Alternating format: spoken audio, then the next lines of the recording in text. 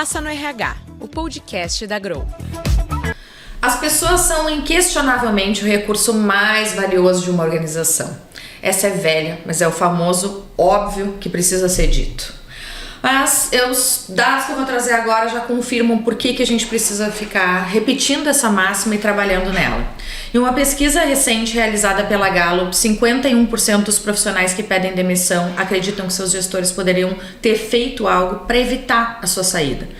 Segundo o mais recente índice de confiança da consultoria global Robert Half, que mapeou mais de 1.000 pessoas, 55% dos profissionais empregados consideram que têm planos de carreira, porém são mal estruturados. Hoje as empresas possuem diversos recursos para ajudar na implementação de uma gestão de pessoas mais eficaz e assertiva.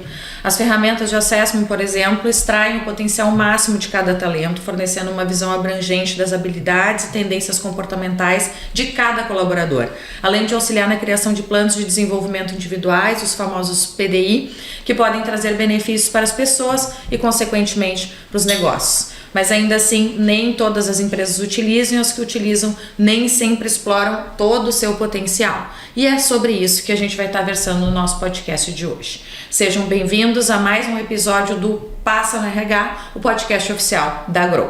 Esse é um espaço para conversa sobre gestão de pessoas, cultura organizacional, inovação, tecnologia e muito mais, sempre com convidados especialistas no assunto. Eu sou a Carolina Formeister, cofundadora da Grow, e hoje nós vamos conversar sobre o valor da análise de perfil como ferramenta de desenvolvimento dos colaboradores e também como catalisador dos resultados dos negócios, como já coloquei para vocês.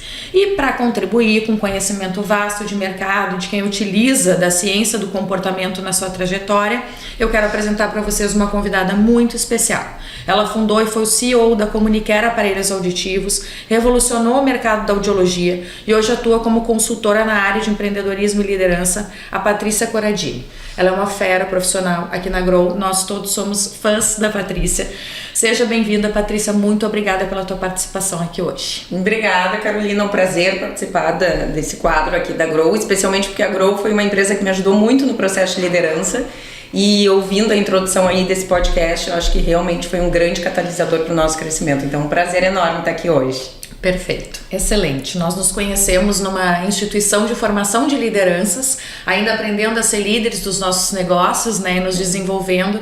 E a partir dali a gente estruturou parcerias muito ricas de trabalho, construímos cases que viraram premiados no Top Ser Humano da BRH. Né, e tivemos uma sintonia muito fina, assim, enquanto fornecedor e cliente, para trocas, para construções estratégicas. Foram realmente aquelas construções de o cliente ajudar o fornecedor também a cada vez ser mais estratégico, né? Então, muito interessante. Bom, Patrícia, quando eu falo sobre o teu vasto conhecimento e experiência no mercado, não é por nada. Pioneira no mercado de audiologia, fundadora da Comunicare Aparelhos Auditivos, implementou uma metodologia única de atendimento e atenção ao paciente. Ela vendeu a empresa dela, a Comunicare, e atualmente é sócia proprietária de 2 empresas. Nos conta um pouco mais, em primeiro lugar, traz um pouco dessa tua trajetória incrível, resgatando desde lá do início do que te moveu também a Comunicare. Bom, a Comunicare realmente, ela quando começou, eu sou fonoaudióloga de formação e segui a minha formação técnica na área. Eu fiz meu mestrado na URGS, nas Ciências Médicas, e depois fiz meu doutorado em Ciências Médicas na Faculdade de Medicina da USP. E eu sempre tive esse cunho técnico dentro da fonoaudiologia, mas aos 23 anos eu decidi empreender. Eu queria trazer para o mercado um tipo de reabilitação na minha área que eu não enxergava. Eu via muito foco no comércio e muito pouco na satisfação dos clientes. E aí, aos 23, sou filha de empreendedor, decidi então começar a empreender no interior do estado com um conceito na época super inovador. E o nosso compromisso era com a reabilitação. Então, o paciente só comprava o aparelho se ele tivesse satisfeito. Como ele foi um conceito, e aqui eu trago também um link sobre os negócios que tinha um propósito muito claro. Nosso negócio, ele não nasceu, apesar de vender aparelhos auditivos, ele não nasceu para vender aparelhos auditivos, ele nasceu para reabilitar os pacientes. E aquilo era o core do nosso trabalho. A gente acordava todo dia para ir trabalhar. Naquela época eu tinha uma sócia, a gente montou juntos a empresa. E esse negócio, eu acho que tinha tanta verdade, tinha um propósito tão forte, que ele cresceu muito mais rápido do que a gente imaginava. Então, assim, um ano depois a gente tinha começado no interior do estado, em Pelotas. Um ano depois a gente abriu em Porto Alegre. Um ano depois a gente já tinha 15 parceiros que trabalhavam conosco no estado. Aí uma das marcas mais conhecidas na época, que era a Siemens, veio nos procurar para a gente se tornar exclusivo. Aí em 3 anos nós já tínhamos 5 lojas no estado e começamos a ter uma equipe. E de uma maneira muito mais rápida do que a gente pensou. Mas muito, eu acredito, que se deu por ter muita verdade no que a gente fazia. E uma dedicação absurda por aquela entrega. E as pessoas que estavam conosco também tinham essa consciência da importância desse propósito. Coisas da vida, minha sócia resolve voltar para o interior, não queria expandir, veio muitas oportunidades de negócio. E nisso eu já estava casado, meu marido trabalhava, era um executivo cargo alto e multinacional. Ele decidiu abrir mão e vir trabalhar comigo. E a gente foi expandir então a Comunicare para o Brasil. E aí em seguida a gente já chegou em 30 e poucas lojas. E aí foi mais ou menos nesse período que eu encontrei a Grow. Porque o que aconteceu? A gente viu uma oportunidade de mercado, que isso acontece muito, e agora na área de consultoria, já fazendo um link, eu vejo, quando a empresa está indo bem, oportunidades surgem. Só que nem sempre a gente está estruturalmente preparado para o nível de crescimento que essas oportunidades vão trazer. E aí naquele momento a gente decidiu então que a gente ia se estruturar, que a gente ia criar processos de gestão, processos de entrega de resultado, e foi o que aconteceu. Depois de 6 anos aí de que o Daniel, que é o meu marido, virou meu sócio, a gente já começou a ser abordado para ser comprado parte, alguma coisa assim. E a gente ficou aí nesse caminho, e aí 12 anos depois do ano da fundação, a gente vendeu parte da empresa e ficamos como sócios da multinacional. Era um fundo de investimento internacional que comprou, que era dono do fabricante, e nós ficamos de sócio. E aí abriu o país pra gente, aí realmente a gente acelerou muito o crescimento. Na história da Comunicare a gente sempre cresceu 2 dígitos, exceto 2020 que foi a pandemia, mas não teve um ano que a gente não cresceu mais do que 12%, 13%, teve anos que a gente cresceu 20 e poucos por cento, então realmente trazia muitos desafios de gestão, porque ritmo acelerado de crescimento envolve muita inovação, muita mudança, e o alinhamento da equipe pra gente sempre foi segredo. Nunca foi o aparelho auditivo que a gente vendia, a marca que a gente vendia, a beleza das lojas. Eu acho que tudo isso é um contexto. Mas se a gente não tivesse uma equipe muito engajada ao nosso propósito, muito preparada e uma estrutura de gestão, de valorização de colaboradores, eu acho que a gente não teria nem perto do tamanho que a gente chegou. Aí depois de um tempo, a gente vendeu a maioria da empresa, eles queriam reconhecer os números internacionalmente, então eles pediram para ser majoritários na sociedade, foram majoritários. E aí foi quando eu decidi fazer o meu doutorado nessa jornada, achando que estava tudo certo. Tô com 40% da empresa, eles têm 60%, estava como CEO da operação, Daniel como CFO. E aí há uma mudança, e aí isso são aprendizados, uma mudança mundial, onde há uma fusão da empresa que a gente era sócia com um dos maiores concorrentes mundiais. E o grande desafio no Brasil, porque eu tinha um grande concorrente, era um dos meus maiores grandes concorrentes aqui no Brasil, que tinha toda uma estrutura, um CEO e tal, e nós tínhamos as lojas e éramos sócios da empresa. Bom, primeira coisa que veio, eles teriam que comprar 100% da nossa empresa, porque eles decidiram que eles queriam unir as empresas no Brasil. E aí nos chamaram, foi um grande desafio, nos chamaram, pediram pra gente apresentar qual seria o nosso plano de negócio de unificação de 2 marcas, otimização de custos e aceleração de crescimento das 2 marcas unificadas no Brasil. Pediram pra gente, pro CEO na época da outra empresa, e no final o nosso plano foi aprovado. E foi uma das experiências de liderança mais desafiadoras que eu e o Daniel tivemos, que foi numa manhã, nos colocaram na matriz dessa empresa em São Paulo, com toda a equipe de varejo e atacado. O presidente mundial estava numa televisão, estava o CEO dessa empresa, eu, o do atacado também, e ele comunica para toda a equipe que o chefe deles, o CEO deles, estava sendo desligado e que a partir daquele momento eu e o Daniel seríamos a liderança deles, ou seja, o concorrente seria a liderança deles, pessoas que eles não tinham confiança nenhuma. Nossa! Eu vou dizer assim, que foi um dos grandes desafios de liderança que eu tive, porque era uma operação no Brasil. Uma situação sensível também, super sensível, e eram vidas que estavam lá, pessoas que tinham se dedicado a vida inteira por aquela empresa, e de repente uma sensação assim, fomos comprados por um concorrente, o que vai acontecer? E aí... Como se estabelecer uma relação de confiança, né? Que é uma coisa que se cria, não é simplesmente dizer agora vai ser assim ou não vai ser assim. E outra, culturas organizacionais totalmente distintas também.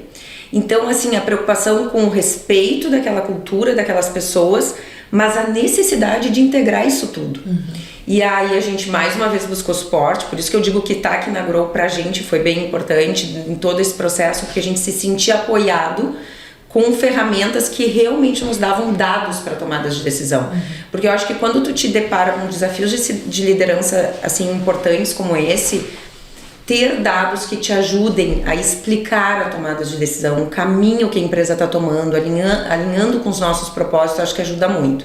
E foi o que a gente fez análise de perfil de todos os colaboradores, a gente conversou individualmente com cada equipe. Existiam locais que tinha sobreposição de loja, que a gente sabia que uma teria que ser fechada. A gente teria que incorporar algumas pessoas não queriam fazer parte, outras quiseram fazer parte, a maioria ficou. Isso ficou livre, aberto para eles escolherem? Nós conduzimos, eu e o Daniel decidimos, aquilo foi em 2019, foi um ano bem difícil para minha vida pessoal, porque eu tenho 2 filhos. Eu fiquei 5 semanas em casa, em todo 2019, porque anunciaram em fevereiro de 2019, e aí que um parênteses sobre ser uma empreendedora mulher e mãe, eu fui obrigada a estar na Dinamarca dia 24 de fevereiro, que era aniversário de 4 anos do meu filho. Até hoje eu lembro disso, ele graças a Deus não lembra, mas eu até hoje lembro, assim, de não estar presente no aniversário do meu filho, que foi bem importante, assim, a gente que é mulher e mãe sabe, a gente dá conta de tudo, mas tem coisas que são importantes. E a partir daquele momento, aquele ano, a gente se olhou, eu e o Daniel disse assim, ó, isso é uma responsabilidade nossa. E nós vamos assumir, vamos dar suporte para as nossas lideranças, porque a gente não podia, na nossa percepção, essa equipe tinha que ouvir da gente quais eram as estratégias. Eles tinham que ter uma segurança forte do que vinha pelo futuro. Então nós visitamos absolutamente todas as lojas, conversamos individualmente com cada equipe, ouvimos quais eram os medos dessas equipes e fomos transparentes em todas as estratégias que a empresa tinha decidido, que nós queríamos aquelas pessoas, mas que elas tinham que entender que a estratégia era aquela. E elas precisavam entender se elas achavam que aquilo fazia sentido para elas. Eu acho que perfeito, só um parênteses, essa é uma baita estratégia de aproximação e de consolidação de confiança, né? Demanda tempo. Aí, trabalho, tempo. E aí, assim, as pessoas vão dizer assim, mas como é que tu tinha tempo? Tu era CEO, eu tinha a empresa com 70 lojas para tocar, que estava seguindo, e tinha as outras para absorver. Aí eu acredito que quando a gente é líder, pessoas têm que ser nossas prioridades. Porque eu sabia que aquela estratégia que a empresa tinha confiado só daria certo se eu tivesse as pessoas do meu lado. Então a gente priorizou isso, a gente sacrificou a nossa vida pessoal sabendo que seria um período mais desgastante, mas que aquilo seria fundamental para a gente virar a página e olhar para o futuro. Então foram 2 meses de viagens constantes, visitando todas as lojas, conversando com todo mundo, voltando, sentando com os gestores, bom, essa equipe vai ficar, essa daqui não vai ficar, esse daqui quer mudar de setor. Fizemos análise de perfil, descobrimos grandes talentos, pessoas que estavam alocadas em funções que não faziam sentido, que a gente mudou e simplesmente brilharam. E olha para a surpresa, para ver como nem sempre, a cultura da Comunicare sempre foi muito forte, o propósito muito forte. Mas sabia que a pessoa que ficou de gerente do RH veio da empresa que nós fizemos a aquisição, que a gente fundiu e absorveu, mostrando que quando há uma conexão e existe um respeito sobre os profissionais, não interessa se veio da empresa que adquiriu ou não. Perfeito. Então, assim, na minha trajetória, eu acho que isso foi um grande desafio de liderança. E aí depois nós compramos uma empresa no Nordeste, daí já estava tudo unificado, essas 2 marcas, tudo certo, a gente decidiu que a gente faria em 12 meses, a gente decidiu que seria rápido. Todo o processo. Todo o processo, por isso tão sofrido, talvez, pra gente, enquanto liderança. E aí depois, 1 ano depois, a gente adquiriu uma empresa do Norte e Nordeste, 17 lojas lá, também uma cultura distinta. Mas esse aprendizado de fusão com o concorrente nos deu muitas ferramentas para já fazer de uma forma mais estruturada. E o mais interessante foi o seguinte, o time da Comunicare, quando a gente anunciou a compra da Mentel, que era a empresa do Norte e Nordeste, eles falaram assim, outra fusão não, outro aculturamento não. Só que aí tinha uma grande riqueza. Não era mais o time da Comunicare, era o time da Comunicare com o time da Videx, que sentiu o outro lado e pôde nos dar o feedback como é se sentir ser adquirido. E a gente construiu uma estratégia e foi muito mais fácil, muito mais fácil. E aí a gente entendeu questão de tempo, a questão de juntar com a cultura, deu super certo. E aí depois de um tempo, já estava tudo unificado, aí me colocaram numa posição também, além de CEO do Brasil, me colocaram responsável pela expansão da América Latina. E aí eu tive que ir pro Chile, e eles pediram para eu levar a marca Comunicare pro Chile, aí eu já atuava só como CEO, já não era mais sócia, e outro desafio cultural. Mas aí que eu entendo que tudo é uma novidade, nada é 100% igual, mas essas experiências anteriores me ensinaram muito. E se eu tiver que dizer uma coisa assim, ó, qual é o segredo da liderança? É ouvir e ser transparente. No momento que a gente dá esse espaço para as pessoas falarem como elas enxergam aquilo e a riqueza que vem disso, às vezes... De fato ouvi-las, né? De fato ouvi-las, não é ouvir para dizer que tá deixando falar, não. Isso. É ouvir e entender o que faz sentido para aquelas pessoas. E vamos dizer mais, quanto maior a empresa, óbvio que é difícil, tu não vai ouvir 100% muitas vezes quando a empresa é muito grande. Sim. Mas ter os canais de escuta é imprescindível, especialmente para a parte de inovação. Porque eu vejo muitas vezes altos executivos discutindo estratégias e não entendendo por que elas não dão certo. E se o simples fato de eu tivesse ido lá ouvir as pessoas responsáveis pela operacionalização, que a liderança traga essas informações, a construção da estratégia é diferente. E eu acredito, e eu sempre fiz gestão, mas nunca foi muito verticalizada a minha gestão. Sempre que eu precisei mudar muita coisa na empresa ou tomar decisões muito importantes, eu pegava a pessoa da ponta. Eu queria ouvir o que aquela pessoa enxergava, porque ela estava no dia a dia. Então eu acho que foi uma trajetória super rápida, desafiadora, mas que me deu muita base assim para hoje ajudar outras empresas e para as outras empresas que eu participo também. Totalmente. Nossa, incrível. Eu ia só fazer um resgate, né, quando tu contou sobre o que era o propósito de vocês quando abriram a Comunicare, que eu não posso deixar de fazer esse parênteses, que é algo tão simples e muitas vezes pouco praticado, principalmente quando a gente olha, não sei se a gente está tratando de 20 anos atrás. 20 anos atrás. 20 anos atrás, principalmente, o quão ainda hoje está mais em voga isso, mas o disruptivo, mas que é o básico, que é o negócio centrado nas pessoas, no cliente. Simplesmente sair do centro do negócio da venda por si, que era o que tu encontrava de cenário no mercado e te inquietava, para poder simplesmente botar a pessoa no centro, a pessoa, o paciente, o teu cliente no centro, como principal, né?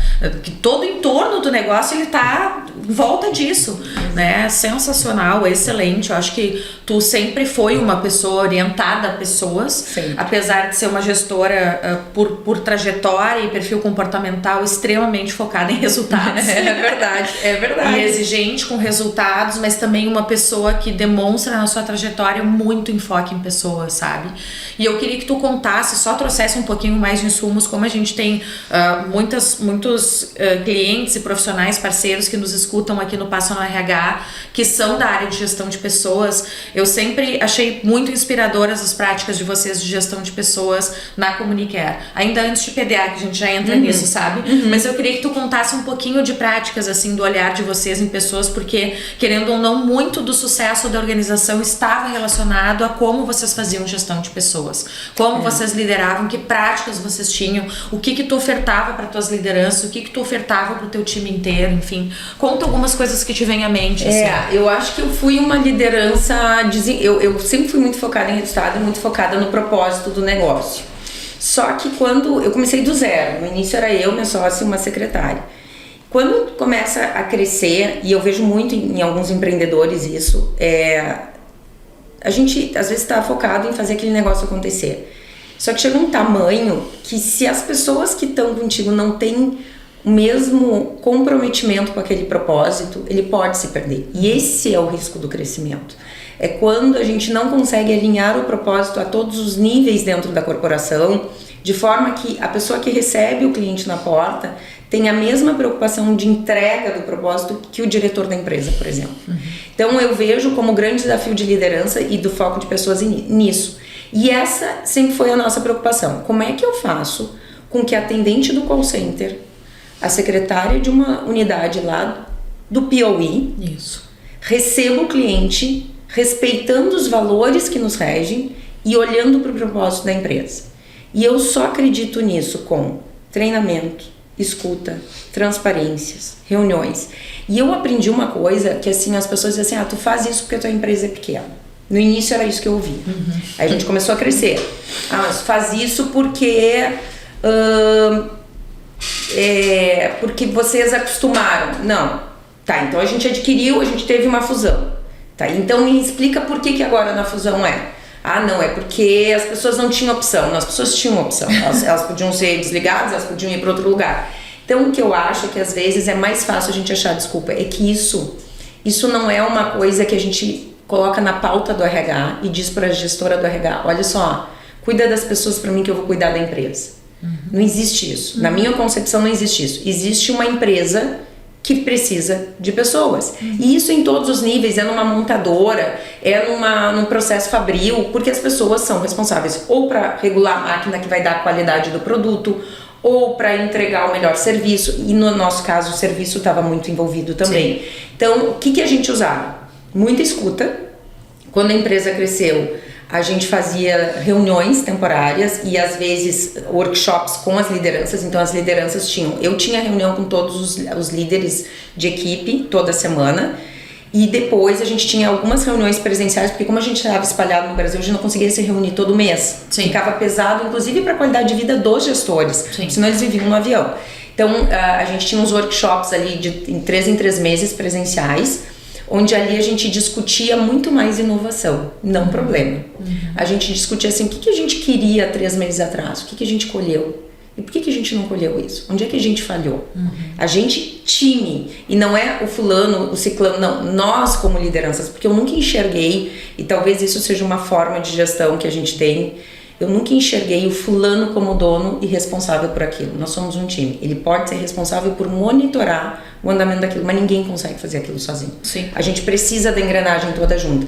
E eu acho que o nosso segredo, se tivesse, seria conseguir juntar todo mundo no mesmo barco. E não é fácil, porque tem às vezes que é mais individualista ou que quer botar a culpa no outro, e aí as conversas difíceis chegam, beleza. Então tu acha que o problema tá lá. Quando a gente colocar o porquê que a gente não chegou no resultado, tu vai expor isso daqui claramente, nada pessoal, mas por que essa estratégia não deu certo, e juntos, inclusive tu que acha que não deu certo, vai propor uma nova estratégia. Boa. E essa é não olhar o problema e olhar, ok, não deu certo, e muitas vezes não dá certo, mas qual vai ser a solução? E às vezes a solução para um problema do RH tá com a pessoa da logística, que vem de fora com uma ideia diferente. Então esse processo, eu gosto muito de usar a palavra cocriação, porque eu acho que não é eu acho que às vezes o cara da logística dá uma ideia eu nunca mais me esqueço, uma vez a gente estava com um dilema na parte de call center, e a gente tinha uma supervisora de laboratório, extremamente técnica, uma pessoa exata, pessoa zero. Mas ela veio com um comentário um dia no workshop, que todo mundo se olhou e disse assim, claro, faz todo sentido. Uma cabeça mais lógica. Então, aí entra o que se fala muito hoje na SG da diversidade. Diversidade é isso, é pegar pessoas que pensem diferente. Pessoas que tenham visões de mundo diferente para olhar para o mesmo problema. Porque a gente consegue achar uma estratégia que parece que faz sentido para diversas pessoas. E a chance dela dar certo é muito maior do que se eu pegar uma estratégia criada por pessoas muito semelhantes, que vão funcionar para as pessoas semelhantes, mas para as demais não. Então eu acho que o nosso cuidado foi mais esse, de ouvir muito. E nos momentos onde tudo dá errado, porque às vezes tudo dá errado e a estrutura de gestão se fragiliza, é ligar e dizer, a gente tá contigo e nós vamos sair dessa juntos.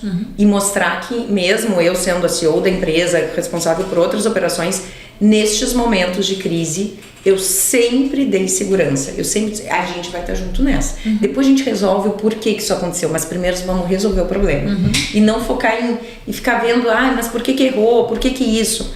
E claro, e aí dentro da liderança, depois a gente vai entrar um pouquinho no PDA, eu acho que me ajudou muito a conhecer as pessoas que eu trabalhava. Sim. Porque quando eu me deparava com problemas recorrentes na mesma pessoa, ou dificuldades recorrentes, vamos usar, acho que o termo dificuldade é o mais correto, eu revisitava. Eu nunca usei o PDA apenas para contratação, eu sempre usei o PDA para desenvolvimento profissional.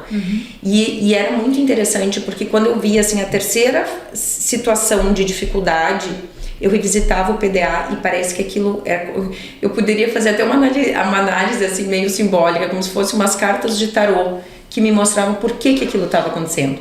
E aí, qual era o meu papel como líder? Que eu acho que isso também é importante para quem está entrando, às vezes, no processo. Não é ter todas as respostas, mas é chamar a pessoa e olhar para os dados juntos. Olha só que interessante. Faz 3 reuniões que a gente percebe que tu está com a mesma dificuldade. Olha aqui o teu PDA. Mostra a mesma coisa. O que tu acha sobre isso? E ouvir a pessoa. Às vezes a pessoa diz assim, isso é tão difícil para mim. Mas eu não quero deixar de ter essa função, mas isso é muito difícil. E construir com essa pessoa, se existe estrutura dentro da empresa para dar esse suporte, se ela precisa mudar de função, se ela precisa de um apoio de coaching, por exemplo, como muitas vezes a gente fez. Então eu acho que essa transparência e não acreditar que como líderes a gente vai ter todas as respostas. Porque a gente não tem, a maioria a gente constrói junto com a equipe. Perfeito. É construído, é trocado, né? É co-criado. É co-criado, exatamente. Muito bom. Tá, vamos entrar no PDA então, que eu ia te colocar, né? O PDA, sem dúvidas, foi um protagonista no apoio à gestão, né? A tua gestão e toda a gestão da Comunicare em si, até hoje, no que tu vem fazendo, né? Mas eu queria que tu também voltasse desde lá do início, o que te trouxe esse input de poder, em primeiro lugar, ter o clique e te orientar para uma ciência comportamental e poder estar trabalhando com dados sobre pessoas, né, que é algo muito interessante, mas é algo novo, querendo ou não, quando tu conheceu, e que logo tu viu como uma solução para ti. O que te despertou desde lá e agora um pouquinho mais, né, sobre como que vocês utilizaram lá dentro, desde o processo de recrutamento e seleção, desenvolvimento, tu já contou um pouquinho, se quiser trazer um pouco mais, até em relação ao teu sócio, Daniel, como vocês interagiam, né? De diferentes isso é interessante, assim, porque isso eu me lembro direitinho, foi em 2010 que nós nos conhecemos numa formação de lideranças e eu tinha recém saído do Rio Grande do Sul para o Rio de Janeiro. Então foi meu primeiro passo, primeiro de gestão mais à distância, porque no Rio Grande do Sul eu tinha lojas no interior, mas eu pegava o carro e ali era uma gestão mais à distância, com uma cultura de pessoas muito diferente. O carioca tem uma cultura diferente. E eu lembro que no nosso curso de formação a gente teve uma palestra sobre a dificuldade de às vezes penetrar em culturas muito diferentes. E eu estava no meio daquele processo, entrando numa cultura, querendo achar um gestor no outro estado. E aí eu conheci esse trabalho de análise de perfil que a gente conversou. E o primeiro passo foi se conhecer. Então, a primeira coisa, eu e o Daniel, que eram sócios, vamos então entender como nós somos.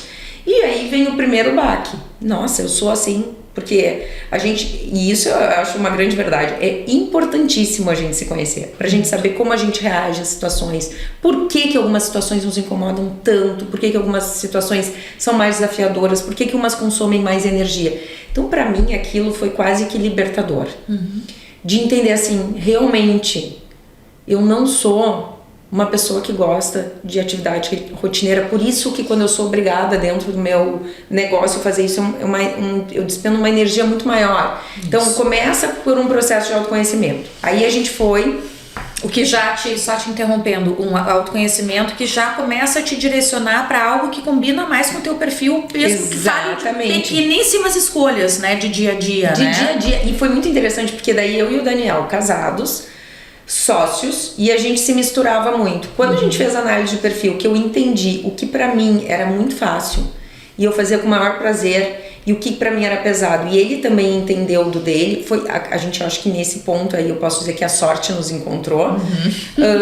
Nós vimos que nós éramos complementares, e isso ajudou muito, por isso que até hoje a gente é sócio em todos os negócios, porque o Daniel tem um perfil bem complementar ao meu. Eu sou uma pessoa realmente com risco mais alto, uma pessoa que gosta de desafio, uma pessoa com uma paciência mais baixa. O Daniel já é uma pessoa que gosta de coisas mais processuais, organizar a casa. Então a gente mexia assim, eu ia abrindo, desmatando, e ele ia cortando as lenhas atrás e deixando tudo direitinho para que a logística acontecesse. Então é mais ou menos isso que acontece. Eu acho que o conhecimento e complementar os perfis ajuda muito.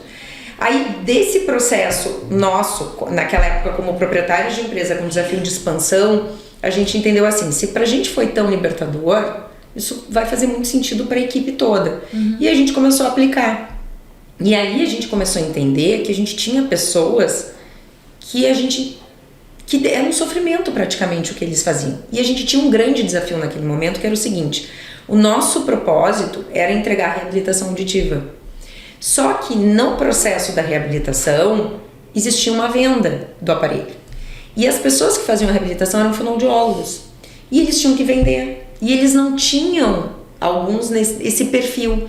Então, eles terem o conhecimento sobre por que para eles era mais difícil vender e eles entenderem dentro do perfil deles como que eles poderiam fazer aquela venda, também foi uma virada de chave. Eu lembro que no ano que nós fizemos análise de perfil, a gente tinha na época 6 lojas, análise de perfil, e a gente fez um treinamento comportamental com essas pessoas de autoconhecimento e entender como fazer. E a gente trabalhou muito a questão da venda consultiva. A gente triplicou o faturamento da empresa em um ano. Sem fazer força. Não foi assim, vamos fazer uma estratégia de marketing Não, foi comportamento puro. Aquela equipe direcionada, alinhada, conduzida, com autoconhecimento, fazendo as mesmas coisas, produziu o triplo. Isso é incrível. É impressionante, assim. E aí, contra dados não há discussão. Não. A gente viveu isso. Então, poderia qualquer pessoa me dizer assim, isso não funciona. Pra mim, funciona. E aí é difícil tirar. Por isso que hoje eu uso em tudo. E por isso que quando as pessoas me chamam pra consultoria, eu falo, gente, eu acredito em conhecimento. Eu não sei como desenvolver uma pessoa se eu não sei como essa pessoa é. Exato. E se nem ela muitas vezes sabe como ela é. Que é o mais comum da maioria das pessoas, né? E aí vai indo. E aí também, assim, né, a Carolina, que eu acho que pega muito. Uma das coisas que eu vejo que é um grande desafio muitas vezes na gestão é: essa pessoa, será que eu desligo ou não? Eu vejo muitas pessoas, pode ser, eu tô com uma pessoa lá, um líder, e não sei se desligo, ele tem uma relação boa com as pessoas, mas não entrega, às vezes é um problema, não tem tantos meus valores de empresa. Eu sempre falo, se tu conhecer o teu líder efetivamente como ele é, tu vai entender se isso é valor pra ele, se aquele trabalho que ele faz sentido pra ele ou não. Porque daqui a pouco ele pode ser uma ótima pessoa, mas não pra liderar pessoas.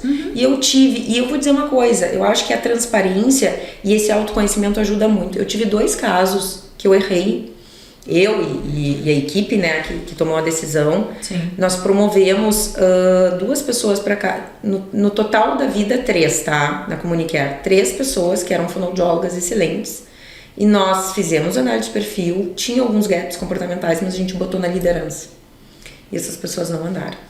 Os resultados das equipes caíram, a gente não conseguiu um desenvolvimento de pessoas de uma forma boa, ou o desenvolvimento não estava bom, ou a entrega do resultado não estava boa. E aí entra o que eu falo da transparência e do diálogo.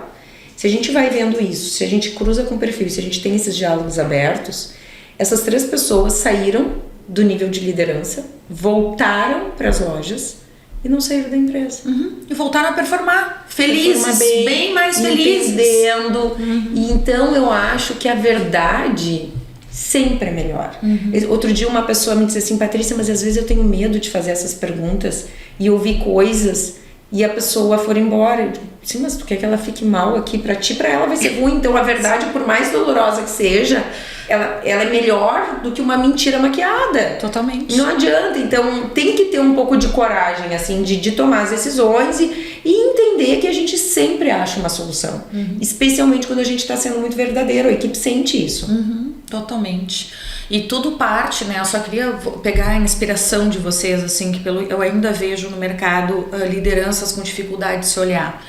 E isso me dá uma ânsia, né? Não preciso nem dizer, porque eu sei os resultados que dá quando tu consegue. É libertador. Vou replicar a tua frase, né? É libertador. A gente usa aqui a expressão que é como acender um abajur num quarto escuro, que tu tava tateando sem. Aí daqui a pouco tu.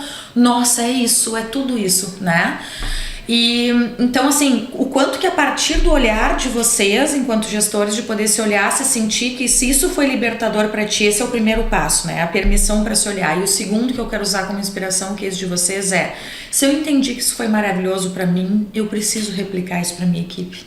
porque eu sou uma pessoa, né, em desenvolvimento, tentando performar profissionalmente. Então, é óbvio que o que é bom pra ti, em princípio, seja uma análise de perfil ou várias outras coisas, tende a ser também interessante para pessoas da tua equipe, se isso faz sentido, é óbvio, né?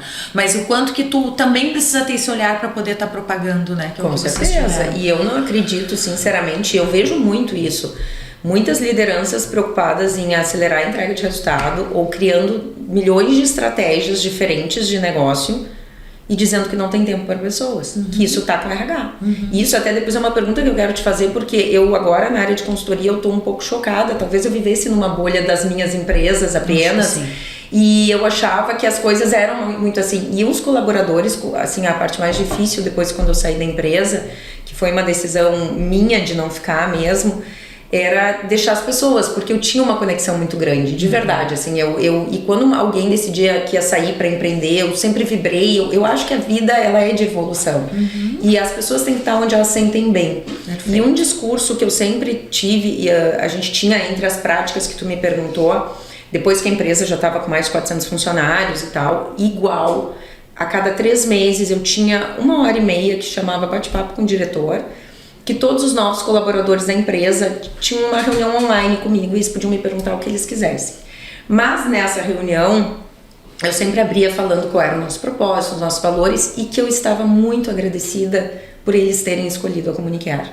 Porque a escolha é do colaborador. Não é a gente que diz eu quero fulano. Eu posso selecionar pessoas que casam com a função que eu estou buscando, com o perfil, mas a escolha é dele. E a gente tem que ser muito grato por isso, porque as pessoas saem das suas casas para se dedicar àquilo ali.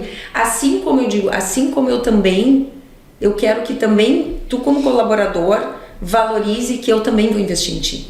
Então eu também me sinto, as pessoas podem dizer, mas tu é tão focado em pessoas, mas tu cobra. Sim, eu cobro, porque eu sei que eu tô dando tudo que eu posso para essa pessoa e eu vou exigir dela que ela me dê tudo que ela pode. Eu acho que a fórmula é essa. Agora é muito difícil, e eu entendo quando um colaborador reclama, que diz assim, a empresa só cobra, mas não nos fornece nenhuma ferramenta de autoconhecimento, não dá nenhum treinamento, quer que a gente mude resultado, quer que a gente tire da cartola, não sabe como mudar esses resultados. Então tudo é uma construção, não adianta sentar lá um monte de liderança, não, agora nós vamos dobrar o faturamento, porque nós vamos aumentar o budget marketing, não sei o quê, e as pessoas estão perdidas sem saber o que fazer. Então, enquanto, na minha opinião, as pessoas não estiverem envolvidas, não tem estratégia que dê tanto resultado. Perfeito, exatamente. Eu já vou aproveitar e já andar com o que tu ia perguntar sobre as lideranças que eu Porque hoje isso eu queria perguntar, Carolina, porque a sensação que eu tenho, assim, eu vejo empresas que nem olham para isso. Às vezes eu dou umas palestras e tal e falo que a minha gestão é muito baseada em análise de perfil comportamental e algumas empresas vêm me procurar super interessadas como uma novidade, que me surpreende, ok? Mas o que mais tem me surpreendido de uma forma negativa são empresas que me procuram às vezes porque eu atuo nessa área de ajuda de análise de perfil em estratégia de negócio, que é alocar perfis para as estratégias que os gestores estão me trazendo, que as lideranças querem, eu preciso acelerar meu crescimento, eu preciso expandir, eu tenho que ir para outro lugar, então eu ajudo nisso, eu não atuo nessa parte mais de psicologia organizacional, não. Isso eu até sugiro e recomendo que as pessoas busquem quando precisam de um apoio nisso. Sim. Mas o que eu tô vendo às vezes? As pessoas me procuram e a liderança da empresa tá totalmente desconectada. Vem uma equipe de RH, o gestor de RH dizendo, olha, a gente gostaria que tu fizesse esse trabalho, porque a gente tá recebendo as estratégias e a gente não tá conseguindo entregar o resultado e eu preciso linkar isso com isso. Tá, mas se quem tá criando estratégia não tá nem olhando para cá, e isso tá me chocando e eu queria saber, tu ainda enxerga muito essa coisa no RH e não nas lideranças? É uma coisa ainda muito presente? Ainda é muito presente, tá? A gente já vê uma evolução significativa dos líderes cada vez mais conscientes que isso é papel deles também, é da conta deles também, né? Mas ainda, cenário assim, a gente tem muito que evoluir, sensibilizar a liderança, ajudar as áreas de gestão de pessoas a poderem sensibilizar lideranças que elas não vão conseguir, que o líder é o parceiro estratégico delas, não adianta, né? Senão isso não é delegável, e o líder precisa ter a consciência de que a partir do momento que ele virou líder, ele virou um gestor de pessoas. Ponto. Essa é uma máxima que assim, virou uma liderança, a não ser que seja uma liderança só de processo, mas invariavelmente tem pessoas, tu virou um gestor de pessoas. E fazer gestão de pessoas requer conhecer sobre pessoas. E conhecer sobre pessoas passa muito por conhecer de comportamento humano, né? E por isso também se utilizar de comportamento, de ferramentas que possam estar te ajudando nesse sentido, ou de outras coisas que possam te ajudar nesse sentido também, né? Liderar requer uma série de skills como foco em resultados, comunicação assertiva, autoconfiança, disciplina, que é a mãe de todas as skills, né? Uma empatia, não sei se já disse, mas enfim, são coisas importantes que liderar requer, que são skills importantes, e que, além disso, cada líder precisa conhecer em que medida ele tem essas skills. Porque se ontem eu estava mesmo conversando com uma gestora que ela disse, não, mas eu não quero desenvolver empatia nessa líder, ela já é muito empática, né? A gente estava conversando sobre skills importantes e tal. Então, assim, para uma liderança dela que é muito empática, eu não preciso estar desenvolvendo empatia, ela justamente precisa aprender a se posicionar, né? E a conseguir usar a empatia dela com pessoas, mas dosar isso com um enfoque em resultados, com conseguir dizer as verdades, que é o que tu estava trazendo, lidar com transparência, entender que liderar não é agradar todo mundo em todos os momentos.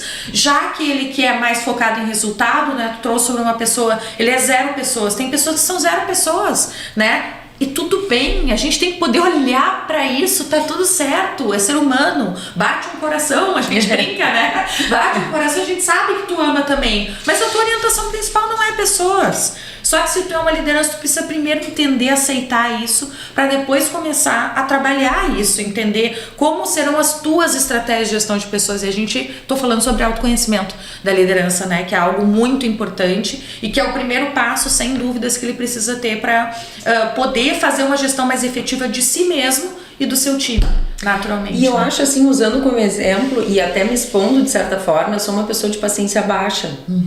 E teoricamente, as pessoas de paciência baixa têm menos paciência para o desenvolvimento. Em compensação, dentro do meu autoconhecimento, por ser uma pessoa de risco alto e paciência baixa, eu sou uma pessoa super assertiva. Eu me lembro que, olha, eu já estava na liderança há muito tempo, quando a gente comprou o Norte e Nordeste, um dia uma pessoa da equipe disse assim, Patrícia, as pessoas têm medo de ti. E eu falei, sério? E ela, sério? Porque tu vai lá e fala exatamente, ela é gaúcha, com nordestino um sotaque diferente. E vai lá e fala sério, eu disse, tá, mas a mensagem não, mas a forma como tu fala assusta e tu é muito objetiva. Então, o que eu fiz quando eu me deparei com isso? Porque, obviamente, o meu natural não é esse. Só que eu sabia que eu precisava me conectar com as pessoas. Se as pessoas não se conectassem comigo, eu podia querer o que eu quisesse, não ia conseguir nada. E foram estratégias que eu fui criando. E isso eu ensino muito quando as pessoas dizem assim, Patrícia, mas pra mim é muito difícil. Eu digo, eu entendo. E pra mim também muitas coisas são muito difíceis. Mas uma vez que a gente decide ocupar uma posição, a gente tem que ter a responsabilidade sobre aquilo que a gente está ocupando. Então, assim, coisas muito básicas. Eu não sei dar notícia difícil. Não tem opção. Assim, então vamos criar estratégias. Tu precisa te munir de informação, traz a informação e dá a notícia. Mas tem que haver estratégias para isso. Senão, não dá pra ficar nessa posição. E tá tudo bem. Isso. É isso que eu digo, a pessoa não quer esse peso, ok. Agora não se iluda achando que não querer vai permitir que ele chegue lá. Não vai. Tem skills na liderança que são imprescindíveis. Exato. E são escolhas. Exatamente. E como que tu vê essa questão das soft skills pensando em também escolhas de carreira, agora falando um pouquinho mais do teu trabalho de agora, sabe? Pensando, olhando para a carreira das pessoas, ou quando tu chega numa empresa vai trabalhar estratégia, ver papel de sócios, enfim. Conta um pouco mais sobre como que tu vê isso e trabalha isso, sabe? O que eu tenho visto, assim, eu tenho pego poucas empresas que me procuraram, já tinham uma estrutura de análise de perfil estabelecida. Então, eu sempre chego meio num ambiente desconhecido para todo mundo. Nem as pessoas se conhecem.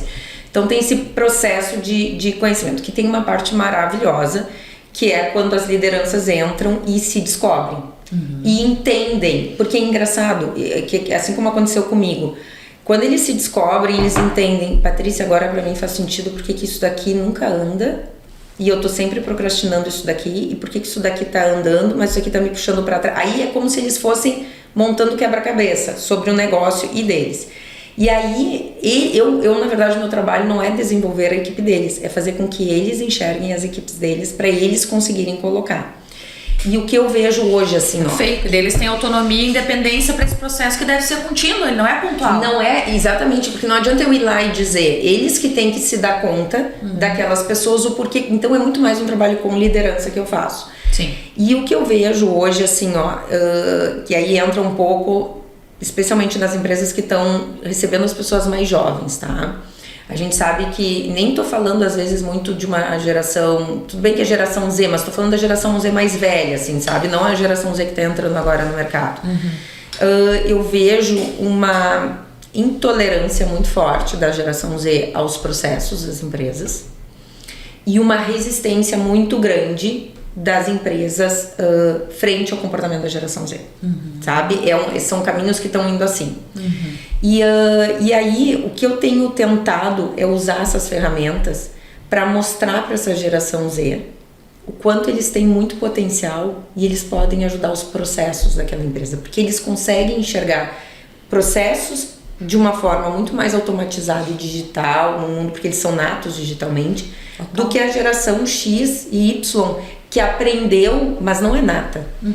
Então, pra gente, que eu sou X, eu consigo acompanhar a evolução, mas o meu cérebro é diferente do cérebro de quem tá chegando.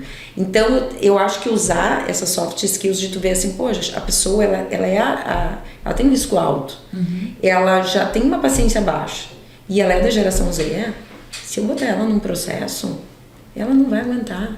Ela vai durar 2 meses e essa empresa vai investir 2 meses de treinamento para uma pessoa ir embora. Então é esse tipo de análise que eu tô trazendo para os gestores verem. O seguinte, não adianta te iludir, é botar dinheiro fora. Tu vai treinar 2 meses, a pessoa vai embora. Daí vai dizer assim, essa geração não quer nada. Tudo bem, só que eu acho que agora a gente tá com esse desafio.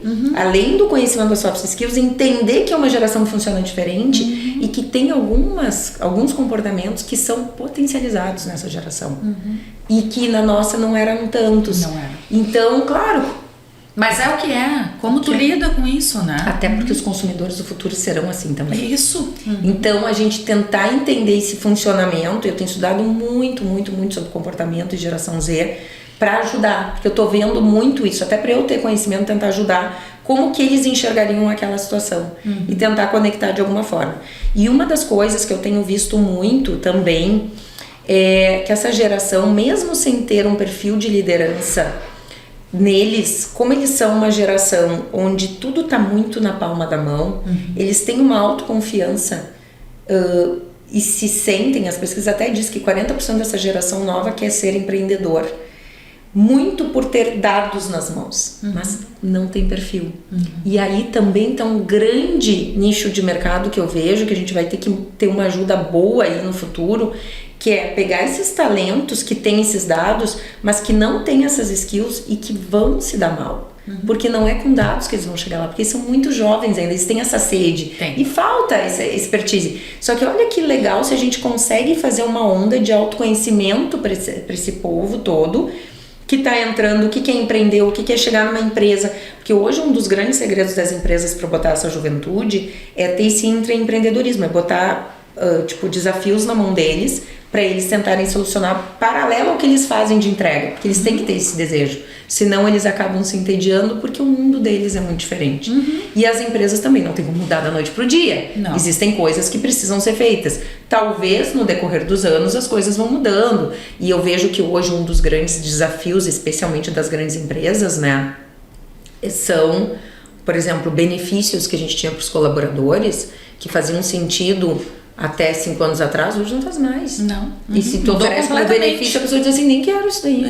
Nem quero isso daí. Não representa benefício. Sim, aí nós vamos muito simples. Não tem carro, pra que eu quero o auxílio? Não, ande Uber, não quero ter o meu carro. Ou, sei lá, prefiro não ter esse bônus aí, quero sair 1 hora mais cedo. Só que aí entra aquela história, né?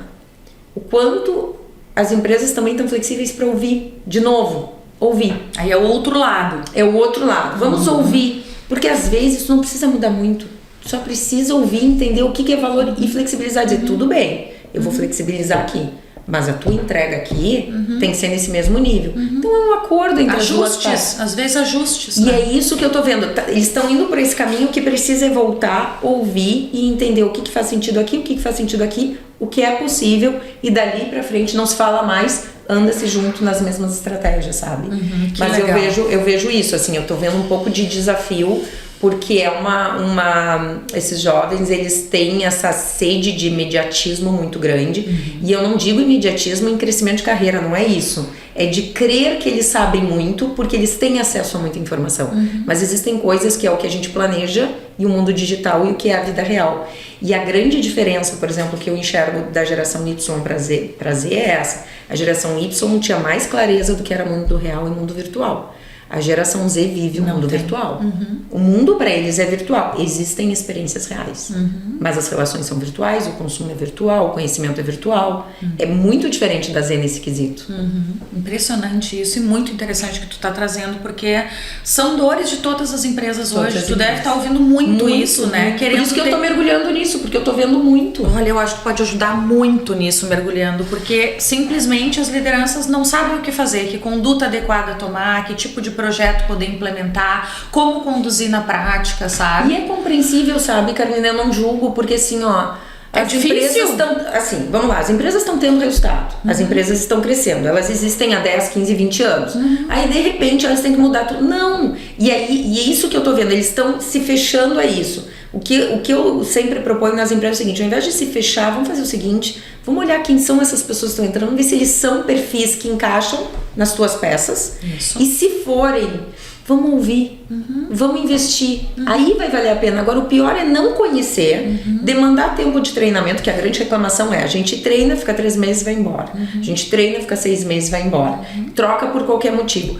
Essa geração tem uma coisa que eles precisam estar muito conectados com o propósito da empresa e com o propósito da vida deles, algo social envolvido. Se a gente não faz esse link, realmente eles trocam por qualquer coisa, até para ganhar menos, porque é o que move essa geração. Tem exceções? Tem, mas o que move em grande parte a geração é isso. Então, como é que tu intervém nisso, né? Eu achei fantástico, assim, esse exemplo que tu trouxe, né? De poder mapeá-los, poder ver se é a peça que tu tem, poder ver se essa geração por si só já é mais intolerante, mais imediatista. Quando tu olha para esse perfil, vai combinar com esse processual que a gente tá querendo? Não vai combinar. Esse Perda de tempo. Não tem, é uma perda de tempo e escoamento de dinheiro, né? E agora o PDA cria, então, uma importância no meu ponto de vista muito maior, porque se eu tenho uma geração com comportamentos já distintos e eu vou contratar com base numa entrevista sem saber quem é essa pessoa que está do outro lado, eu tô assim, ó, mais chances de erro, né? Muito mais. Tá no escuro, total. Então, assim, eu acho que nunca fez tanto sentido esse tipo de processo dentro das empresas, especialmente na contratação e depois desenvolvimento.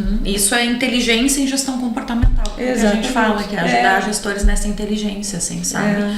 E eu ia te complementar só comentando também sobre que, fora o dado que a gente tem, que tu disse, né, o quanto que a gente pode ajudar esses jovens, né, a geração Z, se olhando, promovendo o autoconhecimento, já que eles têm essa ilusão de que sabem tudo, de que têm acesso a tudo que é dados, mas a vida real não é bem assim. Como é que a gente pode olhar para, ok, os dados tu tem, mas vamos olhar aqui dentro, o que tu tem, um pouquinho conectar tudo isso com a realidade, né? E como que vai ser viável isso.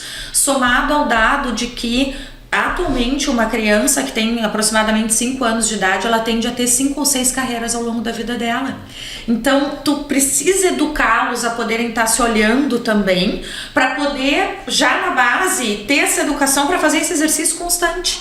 Para as próximas escolhas de carreira que eles forem estar fazendo.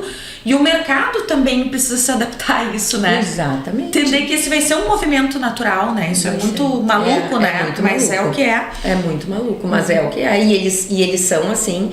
Mas também acho que eu acho que o processo do autoconhecimento, ele é tão importante, tão libertador, que eu acho que ele inclusive pode tirar um pouco desses anseios dessas gerações, sabe? Porque a tecnologia, ela é ótima por um lado, mas ela dá uma falsa ilusão de que eu sei tudo, de que tudo e a gente sabe que não é assim. Existem coisas que só a experiência e a vivência traz. Totalmente. Então eu acho que trazer esse autoconhecimento, esse momento para um jovem que está entrando sedento, já dá meio que não gostaria de usar esse termo se situa, mas vamos dizer assim, uma autorreflexão do tipo, tudo bem, eu sei tudo, eu posso ajudar, mas eu também tenho coisas aqui que são minhas fraquezas.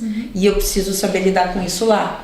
Até para ele entender, por exemplo, um processo de gestão clara. Se um líder chega e fala, olha, tá acontecendo isso, de contextualizar para esse jovem. Tá acontecendo porque realmente para ti é bem difícil de fazer isso. Como é que tu quer te desenvolver nisso? Tu quer mudar de repente de função? Ou como que a gente pode organizar? Eu sempre digo, né? As pessoas me perguntam, se eu não tenho comportamento, eu nunca vou adquirir? Não. Mas tu tem que criar ferramentas para conseguir cumprir coisas que para ti são mais difíceis. Eu a vida toda fiz isso. Então, coisas que eu preciso fazer, que eu sei que não são naturais não são o meu potencial, eu tenho ferramentas de disciplina para cumprir. Porque eu preciso cumprir. Então, é isso que eu aprendi na vida. E aí, eu sei que demanda mais energia, mas eu planejo até o meu dia, assim. Bom, se eu vou precisar fazer isso, eu vou planejar no início do dia que eu tô mais descansada e depois eu faço o que é mais natural para mim. Claro, total. Então, e essa é a intervenção, é assim que se estrutura a PDI, aliás, exatamente, né? Exatamente. Achei muito rico isso que tu trouxe sobre o quanto que a gente pode estar ajudando esses jovens a poder olhar para si também sob a ótica. Eu estava pensando, a gente estava em evento agora sobre psicologia positiva e saúde mental, e os dados dessa geração Z em relação à saúde mental são assustadores, né? Então, de ansiedade, depressão, enfim, e muito é por essa ânsia de achar que sabe tudo e na verdade pouco olha para si. E das questões mais importantes para a saúde mental está relacionada ao me aceitar como eu sou, né? Um básico, me amar como eu sou, olhar para mim como eu sou, me aceitar como eu sou, ter autocompaixão é uma das estratégias bem importantes de saúde mental. Agora, se esse indivíduo não sabe nem se olhar, se ele só olha para fora, ele jamais vai ter autocompaixão. Ele só vai ao contrário, ele vai só se aniquilar, que é o avesso de saúde mental, né? E essas pessoas que às vezes se impõem, criam um personagem, muitas vezes digital, porque como o mundo deles é digital e eles têm interações presenciais, mas o mundo, a vida é digital, as relações são digitais, eles acabam muitas vezes criando personagens ali que não são quem eles são. E no momento que eles vão pro mercado de trabalho, são eles. Cai a máscara. Não tem personagem, então, quem tu é. E aí dá pra entender por que muitos enfrentam muita dificuldade, porque eles, quando se deparam com eles mesmos, não sabem como lidar. Então por isso que eu acho que as empresas podem ajudar. Aí pode dizer assim, mas que coisa? Não, tudo bem, que coisa, mas é o que nós temos. E aí a gente tem que olhar pros dados, os fatos, e aí eu encaro isso como qualquer coisa, seja uma nova geração, seja... Aí as pessoas começam, as coisas têm que regredir, não vão regredir. Não vão regredir. E se para uma empresa está sendo crítico, olhe como uma situação de crise. O que a gente faz? O que nós gaúchos fizemos no meio da enchente? Olhamos para uma situação de crise, não queremos viver, mas estamos vivendo. Quais as estratégias que eu vou fazer para sobreviver? Bom, na minha empresa eu não consigo contratar mais que não seja dessa geração e eu não sei lidar. Bom, então é uma geração de crise. Isso. Essa empresa precisa olhar para dentro e dizer como que eu vou lidar com essa geração, como que eu vou ajudar essa geração e vou usar o que eles têm de melhor para ajudar o meu negócio para frente. Não adianta depois que os teus colaboradores já saírem, que tu não contratou mais e os resultados estiverem lá embaixo, querer reerguer, aí já é tarde demais. Não é nesse momento que a gente toma a decisão. Não, totalmente. Então eu acho que isso é bem importante, assim. E achei fundamental também a tua fala sobre que não vai regredir. Não é esse o ponto, não é esse o drama, entendeu? Só vai evoluir. Ao contrário, por isso que tu precisa te preparar e ver como que tu vai lidar. Porque a tendência é só evoluir, isso é um movimento do mundo. Né? Assim. E vai ter que evoluir. Eu vou dar um exemplo, assim, outro dia eu estava falando com umas amigas magistradas e elas falando a dificuldade, eu me lembro quando a gente era mais jovem, que tinha os concursos públicos, né? E as pessoas, muitas buscavam concurso público. E elas magistradas dizendo a dificuldade que tá de conseguir assessores, inclusive para transcrever as audiências. E daí eu perguntei assim, mas aí eu vou dizer que eu acho que eu tô estudando tanto geração Z que eu tô pensando um pouquinho com a cabeça deles. Eu pensei, mas quem é que vai querer passar o dia inteiro escrevendo o que tá falando? Se hoje tem um software que faz isso. Mas como é que um software vai fazer? A pessoa pode ser responsável pela revisão do texto. Agora, eu entendo uma pessoa não querer ficar o dia inteiro transcrevendo o que o juiz e as testemunhas e não sei o que falam. Então, assim, vamos começar a pensar com a tecnologia. Porque é isso que acontece com eles. Eles nasceram num mundo onde a tecnologia já estava. Então, quando eles olham uma coisa que diz assim, por que uma pessoa está fazendo isso se existe um software que faz? Para eles é quase que inaceitável. A gente é porque a gente veio com essa evolução. Então, eu acho que dentro das empresas a gente tem que pensar isso. Se eu não estou conseguindo contratar para essa função, será que não é porque a minha função já não precisa ser uma pessoa que vai fazer? Exato. Será que não é que é o que a gente traz, né? Quando a gente sensibiliza também RHs, que eles têm esse receio também muito de toda essa invasão da tecnologia substituída por pessoas. Não, é complementar, são ferramental. E toda vez que a gente se utiliza de ferramental, né, a gente tá colocando a potencialidade humana para mais. Porque geralmente o que a tecnologia vem dando conta são tarefas repetitivas e não realizadoras. Exatamente. É realizador ficar redigindo o tempo inteiro, o dia inteiro? Não tende a ser, ele tá olhando outro cenário, então ele tá querendo... E aí a pessoa que vai fazer lá vai fazer a revisão do texto, não vai ficar, sabe, digitando. Pensar, que é conhecimento, né? Exatamente. Então acho que são desafios, assim, mas tudo me mostra cada vez mais que essas ferramentas nos ajudam. Porque todo dado de autoconhecimento vai nos ajudar nesse processo. Seja para os líderes, seja para os novos colaboradores que estão chegando, para a estruturação das empresas também. Seja numa redução, às vezes, a empresa precisa reduzir o tamanho, eu preciso escolher quem são as pessoas, eu preciso saber. Não é a pessoa que eu tenho mais afinidade ou menos afinidade, até porque a gente tende a buscar para próximo aqueles semelhantes. E se eu quero ter uma empresa que tenha uma visão de mundo com diversidade de ideias, eu não posso ir por essa. Porque é muito mais fácil eu pegar pessoas parecidas. É o caminho curto, porque é o que tu conhece, mas nem sempre é o que te leva às melhores estratégias, né? E sabe, Carolina, só compartilhando, eu acredito tanto nisso, e é uma das coisas, eu não sei, a gente recebe muitas críticas assim na vida, e agora eu e o Daniel, a gente tem uma empresa de agro, e a gente está aplicando a PDA. Nos níveis de liderança, para autoconhecimento, para desenvolvimento. Como é que tem sido para eles? Muito interessante, uma novidade assim, mas muito interessante. E é muito legal porque, óbvio, é um negócio com menos pessoas do que eu estava acostumada, mas com trabalhos às vezes repetitivos, com períodos muito intensos e períodos mais... E como tudo faz sentido, porque se as pessoas entendem e se a gente entende como essas pessoas funcionam... Então, assim, eu vejo isso que pode ser aplicado em qualquer... E, inclusive em profissional liberal, que outro dia eu fiz com uma, e ela disse, Patrícia, como é que tu me conhece tanto? Eu digo, não, eu nem te conheço, quem te conhece é a ferramenta, eu só estou interpretando o que a ferramenta está dizendo e linkando com o teu negócio. Ela disse, mas agora eu entendo por que faz 10 anos que eu tô e não paro em lugar nenhum.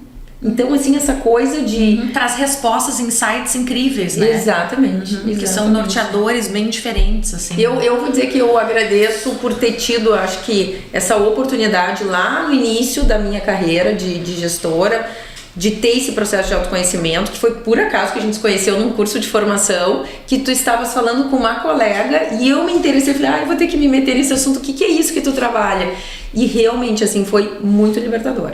Excelente. E no caso de vocês também, que eu gosto de ressaltar, é de fato o uso estratégico, né? Porque hoje a gente ainda não vê as áreas de RH usando a ferramenta na sua potencialidade máxima. E usar na potencialidade máxima é, além do levantamento de perfil, que é maravilhoso, entregar autoconhecimento para essa pessoa, mas quando a gente vai estar falando de estratégia, de liderar ou de estratégia de gestão de pessoas, é fundamental que a gente possa também se utilizar das correlações de dados. Como, por exemplo, uma correlação com expectativa de cargo, que para vocês funcionou muito na Comunicare, já que era o desafio de poder encontrar uma fonoaudióloga que por si só tende a ser um perfil mais de escuta, mais atencioso, mais de suporte, já por escolha de profissão. A gente não sabe o que vem antes, o ovo ou a galinha, né, nesse caso.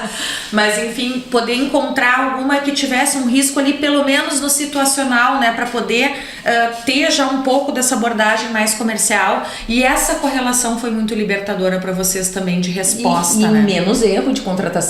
E aí, assim, e vou dizer, dou meu testemunho, quando a gente era teimoso de dizer assim, deu um risco lá embaixo, mas a pessoa não andava. Então, assim, quando a gente errava e a gente olhava e dizia, a gente foi avisado, a ferramenta avisou e a gente foi contra a ferramenta. Então, exatamente. E outra coisa que eu acho que é bem importante, assim, e isso, eu acho que é isso que as lideranças das empresas têm que se dar conta. Quando a gente vê uma estratégia muito legal de uma empresa não performar, e tu começa a analisar o porquê que ela não performou, e tu cruza com os dados das pessoas, às vezes o problema não está na estratégia, está no time que foi elencado para fazer. E aí que não eu combina vejo... com essa estratégia, ou que não tem as skills necessárias, Não né? tem. E aí eu vejo as lideranças pensando em mudar a estratégia. E abortando coisas maravilhosas. E não olhando que o problema não tá aqui. Que o problema tá em conectar isso com isso.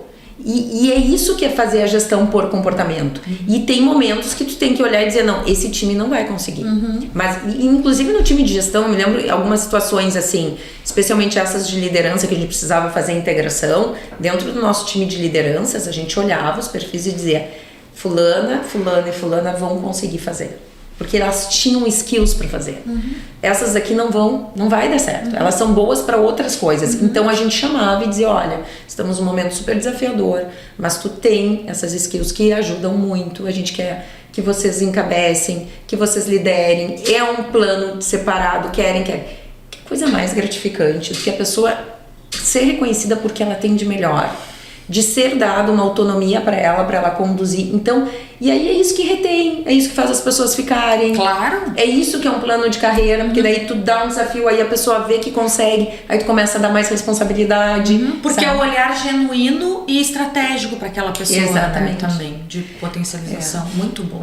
Excelente, assim como também a correlação de dados líder-liderado, né, que eu acho interessante trazer para poder olhar, porque muitas vezes quanto tem sido libertador dos gestores poderem olhar qual é a tua correlação de dados com aquele indivíduo, por que às vezes tu entra num embate ou alguns liderados são mais difíceis de liderar, outros um pouco mais fáceis para determinada liderança, todos passam por isso, mas quando tu tem esses insumos, tu consegue ir com muito mais habilidade. Esses dias eu fiz esse trabalho ali na Curagon, na agropecuária, e foi muito interessante, porque o líder lá é o Daniel, né? E aí eu fiz do Daniel, assim, e foi muito interessante, porque eu disse, olha só, e o Daniel falou bem assim, agora eu entendo por que é tão difícil isso pra mim. E o Daniel é um cara com autoconhecimento, mas ele precisava dessa correlação pra entender. E aí ele mesmo disse... Não, e fora que, só te interrompendo, é um novo momento pra ele. É um novo momento, é um novo time, é um novo negócio, outros desafios, uma fábrica a céu aberto. E daí ele disse assim, Patrícia, olha que coisa, que bom, porque aí o meu papel lá é muito mais trazer essas coisas na área de gestão. Que bom, porque olha só, agora eu sei como eu posso chegar. Eu sei que eu estava chegando errado. E aí isso também eu acho que é um grande papel do líder, é reconhecer quando ele fala. Perfeito. Eu estava chegando errado. Ao invés de ajudar o meu time, eu estava atrapalhando. Então eu tenho que chegar para ajudar e não para atrapalhar. Exatamente, né? Que é tirar o ego de fora e entender que a gente é líder, a gente é gente. Vai errar, tá no caminho. Se tu tá na linha de frente, tu vai errar, natural. Exatamente. Maravilha, riquíssimo. Nós estamos estourando nosso tempo aqui, mas eu vou querer puxar para um quadro, que é o quadro que você faria, que a gente faz aqui no Passa no RH. Vou te colocar um cenário para tu mostrar mais ou menos como que tu conduziria, tá? Então, a ideia é que a gente possa estar debatendo situações que tragam o tema central e que acontecem no cotidiano de profissionais, principalmente de RH e de lideranças, para trazer soluções que sejam executáveis e eficazes. Então, o cenário de hoje é que uma empresa de médio porte está passando por uma fase de crescimento acelerado e novos talentos estão sendo contratados por diversos setores.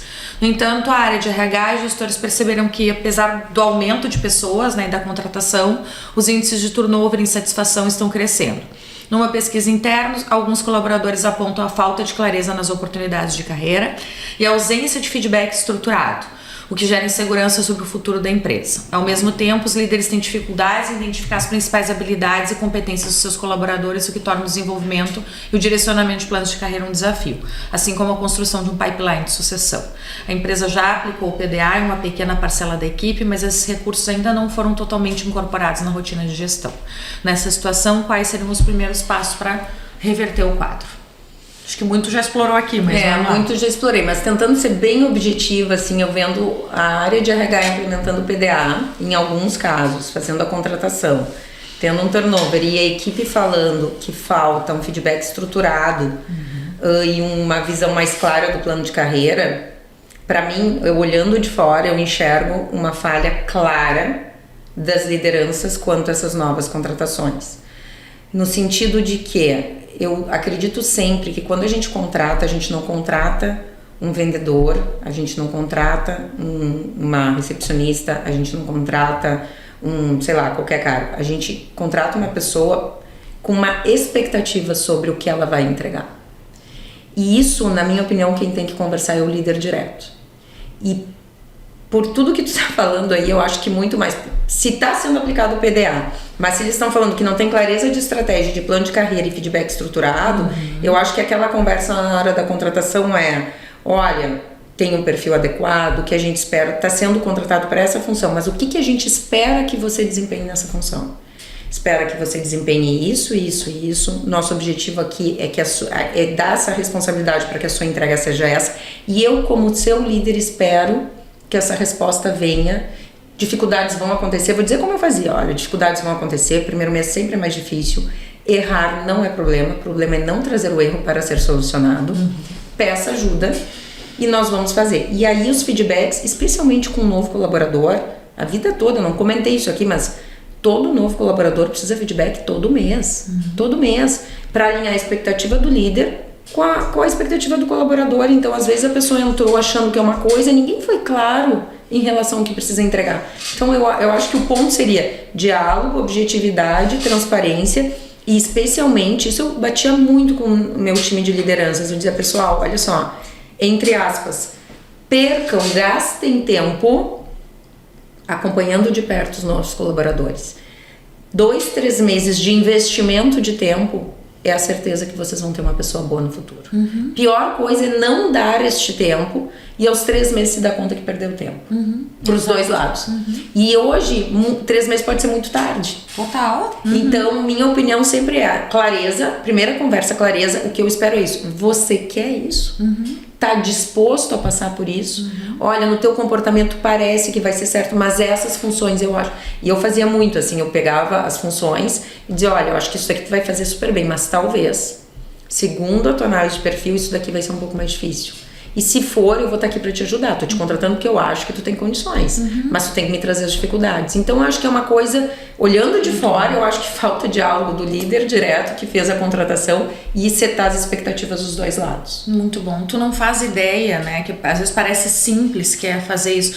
Mas do volume de empresas que a gente toma contato que deixam os profissionais no limbo nos primeiros 6 meses. Entra e vai entrando e vai aprendendo no trabalho. Frustração. Nossa, sabe? Frustrante. É muito frustrante pros dois lados, na verdade, né? O risco da empresa no sentido de que várias pessoas não deem certo, porque às vezes é uma contratação em massa, mas o quanto que tem que ter esse diálogo e essa comunicação. Mas aí eu acho que assim, ó, aí vamos pros fatos, é uma contratação em massa. Eu junto cargos. Faz uma palestra ali com aqueles ali. Ai, não posso juntar. Online, gente. Hoje não tem desculpa. Junto, olha só, pessoal, vocês sabem... 10, 20, 100 pessoas. Você sabe por que vocês foram contratados? Vocês são responsáveis por regular a máquina que levanta o pneu. Vamos pegar uma coisa bem... A máquina que levanta o pneu. Vocês acham que pode ser importante? Olha, a disciplina, o olhar não sei o que. É isso que eu espero de vocês. É isso que a empresa espera. Vocês têm que... É normal os primeiros erros, mas a gente espera que depois de 10 dias não aconteçam esses erros. Clareza.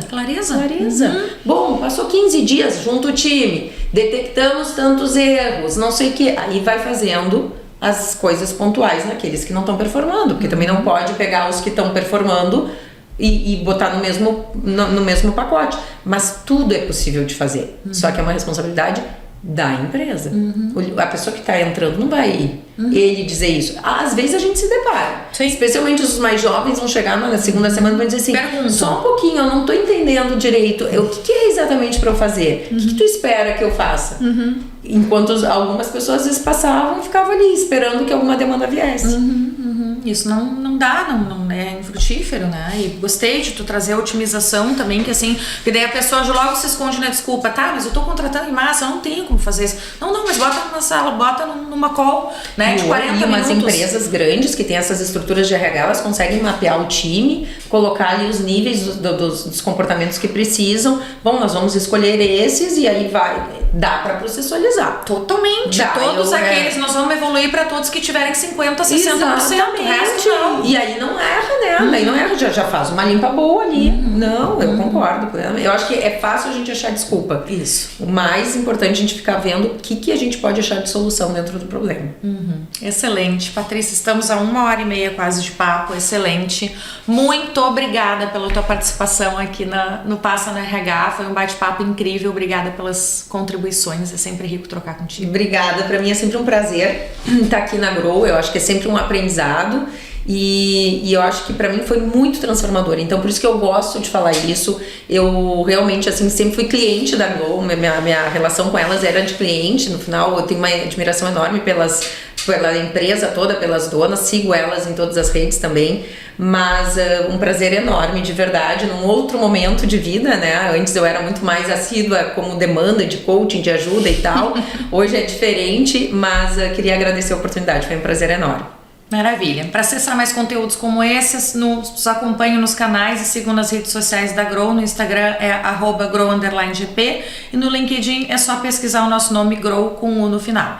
Patrícia, compartilha também as tuas redes para quem está nos ouvindo. Minhas redes é Patrícia Coradini, bem como fala, tô no Instagram, YouTube, tenho uma newsletter no LinkedIn que eu comecei faz umas 3 semanas, que é Conectando Gerações, justamente que eu falo sobre isso, sobre a questão das empresas e das novas gerações. Então fica aí a dica para quem quiser me seguir. Maravilha. Muito obrigada a todos por nos acompanharem até aqui e até a próxima.